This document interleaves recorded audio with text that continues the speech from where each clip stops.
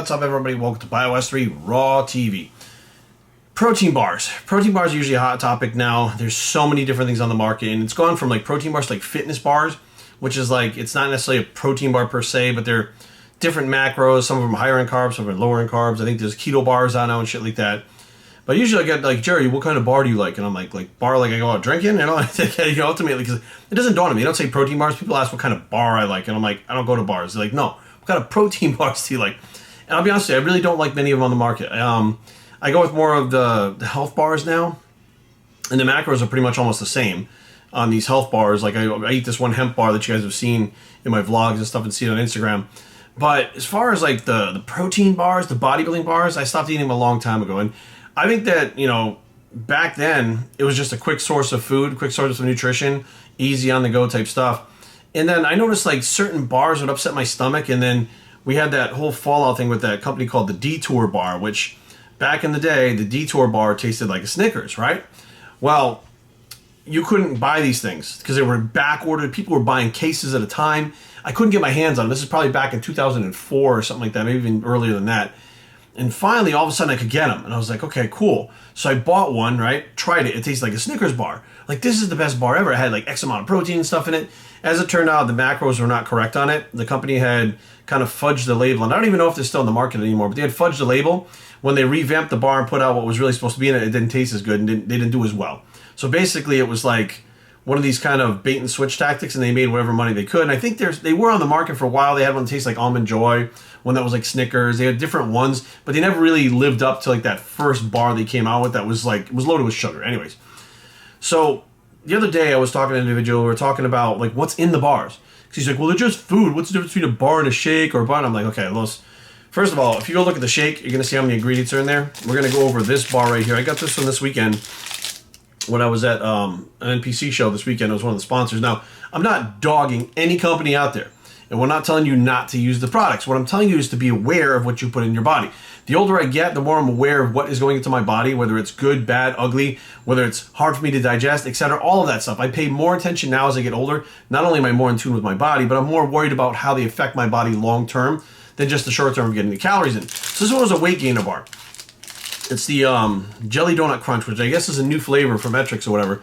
Big 100. Now I thought 100 is not 100 calories because it's like a weight gain bar, right? It's the big bar, meal replacement bar. So if it's not 100 calories, what the fuck is that 100 on the label? Like, to me, it's kind of misleading. 30 grams of protein. That's pretty packed for a protein bar, right? And it's got 17 vitamins and minerals. So that's what you see on the front of the bar. You're like, holy shit, Jelly Donut Crunch. It's got protein, it's got vitamins and minerals. And then coming over to the nutrition facts on the back, one bar, 100 grams. It weighs 100 grams. That's where the 100 comes from, right? So I'm like, what the fuck? Like, okay, fine, whatever. Put that, like, to me, it means nothing. It's like, to me, almost, when you see that, you think calories, right? You think automatically 100 calories, 30 grams of protein, 70 vitamins and minerals. To me, it's a little misleading, but let's just say that that's not where it was going with it. Fine. Calories, 410 calories. So that makes sense because it's a pretty big bar. Yeah, there wouldn't be 100 calories in it, right? 13 fat, sodium 370, potassium, carbohydrates 46. Out of that, less than a gram of fiber, 27 sugars, 9 sugar alcohols, 30 protein, vitamin A, 25% vitamin C. It's got the other vitamin stuff in it. It tells you it's got copper, zinc. Okay, it's got your vitamins in it, right? Vitamin and minerals in it. Now, when you take that part of the bar where the macros are, you flip this piece up. You now don't have the macros, you now have the ingredients list. I don't know if you can see how big that is and how many ingredients are in it. That's what's in this bar. So as we start going through this, right, we have soy crisps, soy protein isolate, tapioca starch, salt. Not a big deal, but that's like number one. So the most of what's in here is that. Vanilla flavored coating, sugar, fractionated palm kernel oil, non-fat dry milk solids, lactose by itself, not meaning like it's in the protein, lactose added to it on top of the different proteins that are in there, right? Calcium caseinate, soy lecithin, natural flavors, raspberry flavor, flavored layer, corn syrup, sugar, dried raspberries, cocoa butter, milk protein isolate, canola oil. So now we've had the fractionated palm kernel oil, and we have the canola oil, which we know canola oil is not good for you. We know for a fact. Just Google canola oil, look what it is. It's like a version of rapeseed oil, which technically has trans fats in it. And we know that that shit's not good for us, right? I mean, scientists don't even argue that. But it's in this bar, right? We have soy lecithin again, citric acid, natural flavor, fruit and vegetable juice added for color, carrageenan, not really even sure what the fuck that is, corn syrup, high fructose corn syrup, or just corn syrup. Doesn't really fucking matter. It's pretty much the same thing, right? Metamyosin, which is their protein blend, whey protein isolate, milk protein isolate, whey protein concentrated, dried egg whites, maltitol syrup, maltitol, fructose, fractionated palm kernel oil again, glycerin, water, canola oil again, with tocopherols added to protect flavor, natural flavors, xanthan gum, dipotassium phosphate, salt, soy lecithin, almond butter, and peanut flour. Now, the almond butter to me is the healthiest fucking thing in here. But you see that we have canola oil in there a couple times. You have fucking corn syrup and shit in there. So I'm looking at this thing going, to me, when I see products like this, I don't just think, make me bigger. I don't just think, you know, fitness as far as like something for the gym. I look at this and go, to me, it should be kind of healthy for you too, right? Metrics is within the fitness realm, not just bodybuilding, right? So that should be healthy at the same time. Now, after reading all that, to be honest with you, there are candy bars on the market right now at the supermarket, like when you're in the checkout line, that are technically healthier for you than this. Now, the macros are not going to add up to the same. The candy bar actually has a lot less macros than this does in it, and I think the carbs are pretty much close to that. And this has 46 grams of carbs. I think the last candy bar that I looked at when I was comparing them, I think had like 36 or 35 grams, all from sugar. It didn't have the sugar alcohols in it, and there was like no fiber in it. But in the fat was like 9 grams. And here, fat-wise, we have, let's see, the protein's 30, which none of the candy bars touch that. We have 13 grams of fat. So technically, this bar, and it is, you know, the big 100. But again, it doesn't say, like, weight gainer on it or anything. It's 410 calories, mostly from sugar. It does have the protein in it, which is good, right? I mean, we need protein to build muscle, hair, skin, nails, heal our tendons, ligaments, all that stuff. We need that stuff, so that's good, right? It actually comes from a decent source. It's got whey protein, it's got, the other one is milk protein isolate, whey protein concentrate, dried egg whites. It's got a blend of protein in it, which is good. But I look at this thing and I think to myself, how many people eat this and have no idea what's in it? And if you're eating this and you have no idea what's in it, what else are you eating that you have no idea what's in it? And it's not just this bar. You're not going to eat this bar and you're going to have health complications, okay? That's not going to happen. But it's eating the bar with those things in it and eating the other things that you don't know what the fuck is in it that have bad things in it. Let's say there's more canola oil. There's so many things in foods that we don't even understand that, you know, the food companies technically don't have to put some of these chemicals on the label. And the reason why they don't is because it's not a food source. So there are different flavoring agents, for instance, natural and artificial flavoring. That's all they have to put. So people go natural, and many things are natural and unnatural flavors, right? But people don't understand those unnatural flavors that are in there are chemicals that actually are never supposed to go into our body. Now, some people are like, well, Jerry, it's okay, we can detox our bodies. It's meant.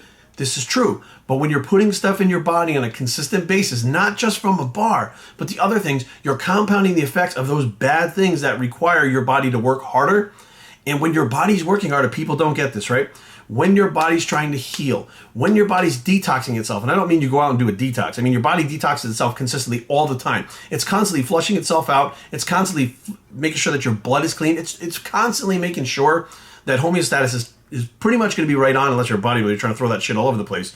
But it's kind of always trying to make sure that your body's homeostasis is perfect, right? So it's got this checks and balances. Well, when you start eating shit like this, let's say I ate 3 or 4 of these a day because people do that. They go 410 calories, I'm trying to gain weight. I'll eat my 3 meals, I'll eat 2 of these, I'll take 2 shakes. Well, where are your meals from? Burger King and McDonald's. You don't even know some of the shit that's in there. Right? And then you have a couple of these which we know what's in it. They disclaimed it perfectly on the label. But if you Googled everything that's in here, some of those things can be harmful for your body too in certain amounts. Now, this bar wouldn't be harmful, but 2 of these bars might. 2 of these bars at McDonald's together might. 2 of these bars at McDonald's and then a shake that you're not really sure exactly what the fuck is in that might.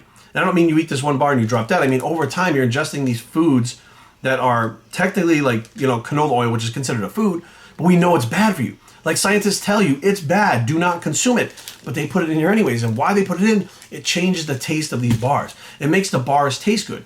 There's actually, I don't remember the name of the website, but you can build your own protein bars. You can make any macros you want, any flavors you want, any texture you want, anything. And I had a friend of mine, Rich Schumann is his name, who was at the other gym I used to train at, and he was like, I want to make a bar that's completely natural and high in protein and not crazy carb-wise, right? So maybe like 20 grams of carbs, 30 grams of protein, and I want to make it healthy. So you make up a batch and they send you, I think it's like 3 boxes that you buy at a time. Like you have to order a minimum of 3 boxes.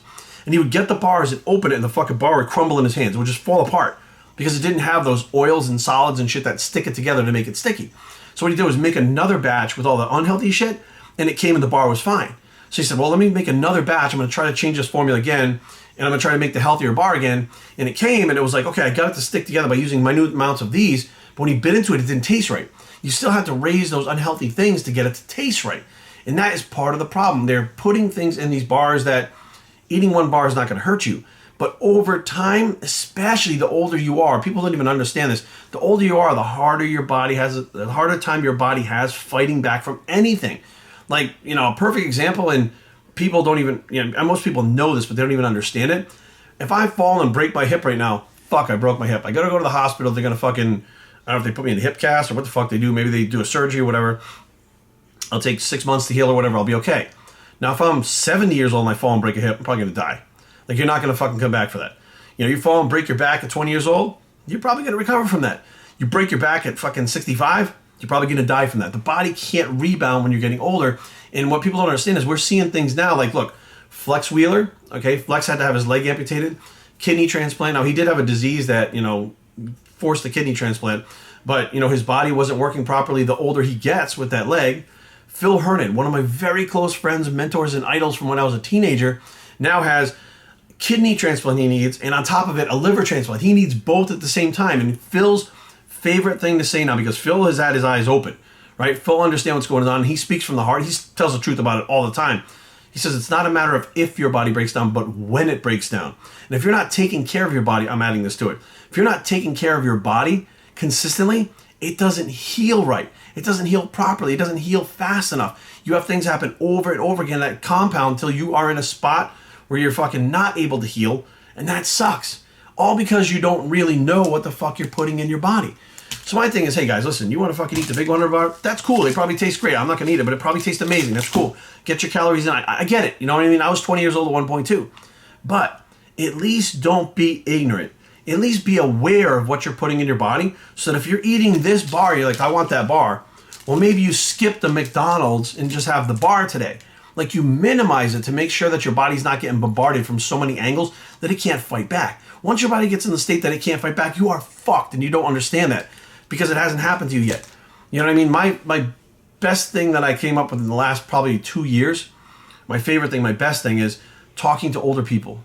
Listening to older people, listening to the wisdom, not the knowledge, right? I get knowledge, you get knowledge, he's got knowledge. 70-year-old guy, 70-year-old woman, they have wisdom. Wisdom can only be gained through experience. It can't be gained from a book. It can't be gained from somebody telling you about it. It can't be learned. It's gained through experience, and that's what wisdom is. It's experience that have turned into lessons that you carry with you, that you now know what you didn't know before. That's what wisdom is. So the more wisdom that you acquire, the better off it is. But the wisdom starts with knowledge. So the knowledge is find out everything in your food, right? Then use that to make your decisions based on what you want to do, based on what's in the foods. Because being ignorant, the wisdom you're going to get later on is going to be, shit, I fucked myself up and I should have done this, I should have done that. When all it would take you was like 2 minutes to read the fucking label, which I guarantee people read those macros all the time. Everybody's into macros, tracking macros. What about the ingredients list? I don't know. Most people don't even realize that the first ingredient on the list is what comprises most of that product. They don't even know that. So be aware, guys. You have to pay attention to things you put in your body. Please. The more you do that, the more you know, the more you're armed to make better decisions to take care of yourself. You reach your bodybuilding goals, get big, get shredded, and best of all, live a long, lengthy, extended, those are all the same things, life. BioStreetTraining@gmail.com. Leave comments down below, but don't fight. BioStreetTraining.com is the blog. It's a long life bicep, and we are out.